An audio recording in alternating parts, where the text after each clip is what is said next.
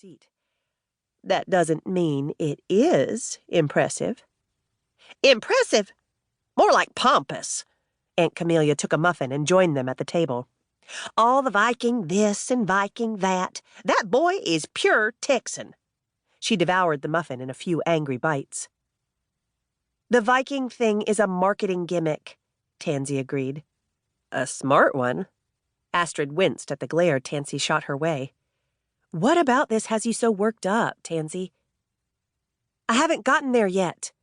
Tansy held up one finger and continued clearly, now, over-enunciating each syllable as she read. Combining their Viking ancestry and Texas heritage for a one-of-a-kind event venue and riverfront cabins ready for nature-loving guests by next fall. All at once, the room froze. Finally, she watched as, one by one, they realized why this was a bad thing. But the bees? Astrid frowned. Beekeeping wasn't just their family's livelihood, it was their way of life. But Astrid had an extra connection to their winged friends. For her, it wasn't about the honey or the beeswax or the money. It was about protecting them. There was one thing that made Astrid Hill upset: endangering the bees. 2 years of scorching heat and drought had left Honey Hill Farm's apiaries in a precarious position. Not just the bees, the family farm itself.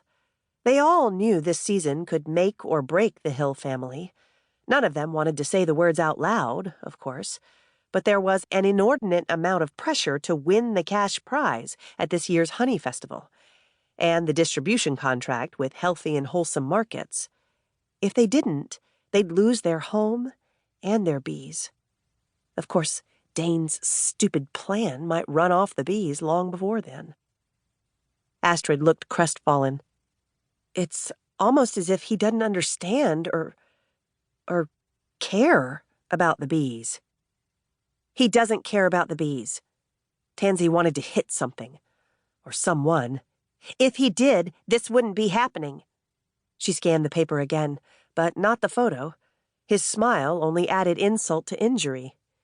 The noise and traffic and guests and who knows what event venue means. Before that, there will be construction and machinery and workers and destruction. She shook her head. What is he thinking? I'll tell you what he's thinking. Aunt Camelia took another muffin. Come to think of it, he's a Knudson, so chances are he's not thinking. But if he's anything like his father, he's determined to milk every cent he can out of every avenue available to him. This little stunt will likely bring them a pretty penny. Now, Camelia. Aunt Magnolia held her hand out for the newspaper. Tansy handed it over and exchanged a look with her sister.